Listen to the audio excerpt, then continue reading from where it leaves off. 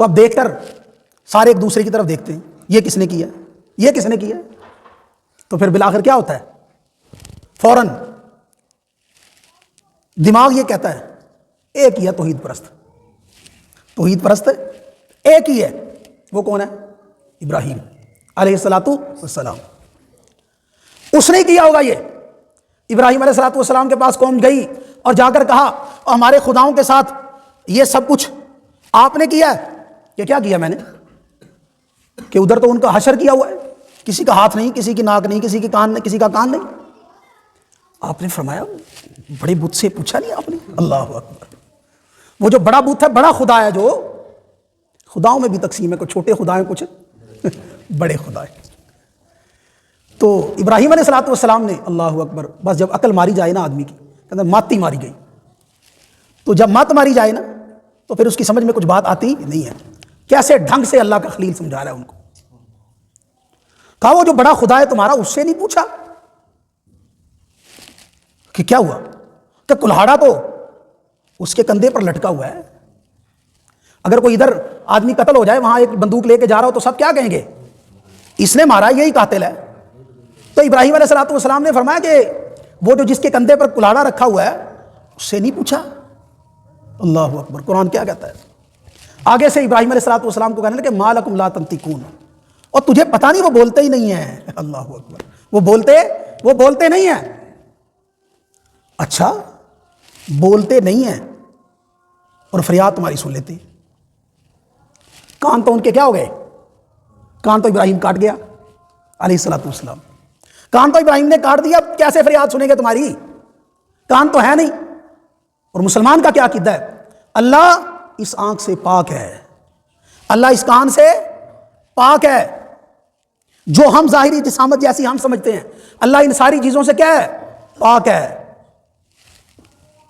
اللہ تبارک و تعالیٰ ایک لطیف ذات ہے جس کا میری آپ کی آنکھ تصور بھی نہیں کر سکتی۔ تو ابراہیم علیہ السلام نے کہا اس سے پوچھو، یہ بڑے سے، اس نے کیا ہوگا؟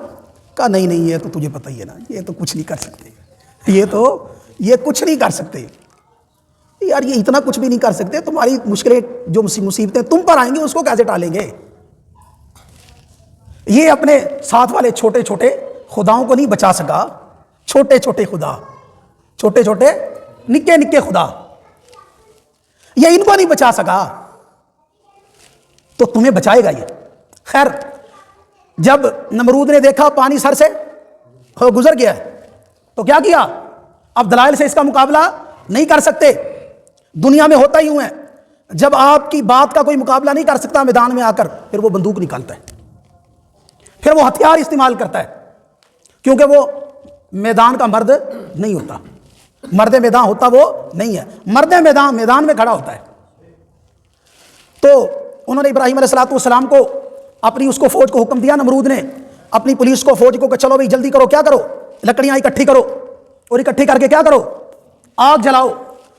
لکھا ہے کہ کئی مہینوں تک ایندھن جمع ہوتا رہا۔ کتنا سپر پاور خدا ہے نمرود ہے، وہ بھی کہتا تھا نا میں خدا ہوں۔ کیسا سپر پاور خدا ہے، ایک آدمی کو مارنے کے لیے کیا ہو رہا ہے؟ مہینے گزر گئے ہیں اور وہ لکڑیاں اکٹھی ہو رہی ہیں۔ کیسی اللہ نے خدائی جام کیا اس کی۔ تو خیر وہ لکڑیاں جمع کی، اب الاؤ اتنا بڑا، اتنی بڑی آگ کہ تاریخ نے اتنی بڑی آگ نہیں دیکھی کبھی، زمین پر ایسی آگ جلی نہیں کبھی، ایسی آگ جلائی گئی۔ اب یہ نہیں سمجھ آ رہا کہ ابراہیم علیہ السلام کو پھینکیں گے کیسے، قریب کوئی کھڑا نہیں ہو سکتا وہاں۔ اب آ گیا کون؟ شیطان مردود، کیونکہ وہ دشمن ہے کس کا؟ اللہ کا، اللہ کے رسولوں کا، اللہ کے ولیوں کا، سب کا کیا ہے؟ وہ دشمن ہے۔ آیا آ کر ان کو کہتا ہے کیا پریشانی ہے؟ انہوں نے کہا آگ تو جلا لیا، لیکن ابراہیم علیہ السلام کو پھینکے کیسے؟ جو قریب جاتا ہے اس کو یوں لگتا ہے کہ میں بھوم جاؤں گا یہیں۔ کہا یہ تو کوئی مشکل کام نہیں، ایک پینگ بناؤ، پینگ، اسی کو دیکھ کر منجنیق بنائی گئی تھی۔ پینگ ڈالو اور اس میں بٹھا کر ابراہیم علیہ السلام کو ایسے دھکا دو، خود بخود رسیاں کٹ جائیں گے اور ابراہیم آگ میں گر جائے۔ حضرت ابراہیم علیہ السلام، توجہ، اب جو میں کہہ رہا تھا مشاہداتی ایمان، ابراہیم علیہ الصلوۃ والسلام کہاں؟ آگ میں گر گئے. اللہ آگ میں گرنے سے پہلے آگ کو بجھا نہیں سکتا تھا؟ بجھا نہیں سکتا تھا. اور ابراہیم آگ میں گرنے سے پہلے اللہ کو پکار نہیں سکتا تھا؟ سوچئے ذرا. آگ میں گرنے سے پہلے اللہ کو بلا نہیں سکتا تھا ابراہیم کہ یا اللہ میری مدد کو آ. تیرا بندہ ابراہیم تیری توحید کی خاطر، تیرا نعرہ لگانے کی خاطر، ایک ولولہ توحید کی خاطر، تجھے ایک منوانے کی خاطر آج تیرا خلیل آگ میں جا رہا ہے، آ میری مدد کو. ابراہیم علیہ الصلوۃ والسلام نے قطعاً اللہ کو پکارا نہیں. ایمان کیسا تھا؟ اقراری تھوڑی تھا، مشاہداتی ایمان تھا. مشاہداتی ایمان تھا. خیر ابراہیم علیہ الصلوۃ والسلام آگ میں. اب اندازہ کریں فرشتے آ رہے ہیں. فرشتے میں مرنے لگوں، مجھے کوئی پانی دے، میں نے کوئی انکار کرنا ہے؟ میں اگر مرنے لگوں مجھے کوئی بچائے، میں کوئی انکار کروں گا؟ کون کرتا ہے انکار؟ لیکن ابراہیم نے ساری طاقتوں کا انکار کیا کہ میں نہیں مانتا. فرشتے آ رہے ہیں.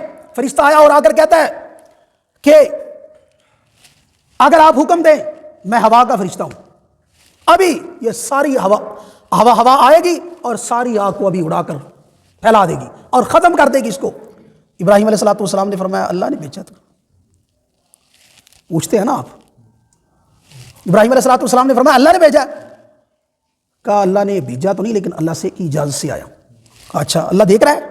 ہاں چلو پھر چلا جا، کوئی نہیں ضرورت تیری ضرورت نہیں ہے، جاؤ. دوسرا فرشتہ آتا ہے. عرشوں پر کھلبلی مچی ہوئی ہے کہ اللہ کا خلیل کہاں؟ آگ میں. دوسرا آ کر کہتا ہے آپ آرڈر دیں ابھی بادل آئیں، ابھی برسیں اور یہ سارے کی ساری آگ یہیں پر بسم ہو جائے، ختم ہو جائے یہیں پر. فرمایا اللہ نے بھیجا. کیا نہیں اللہ کی اجازت سے آیا؟ کہ اللہ دیکھ رہا ہے؟ ہاں تو جاؤ. کس کے لیے گیا ہوں آگ میں؟ کس کے لیے گرا ہوں؟ اللہ کے لیے. تو اللہ میرا حال دیکھتا بھی ہے، اللہ میرے حال سے واقف بھی ہے، اللہ جانتا بھی ہے.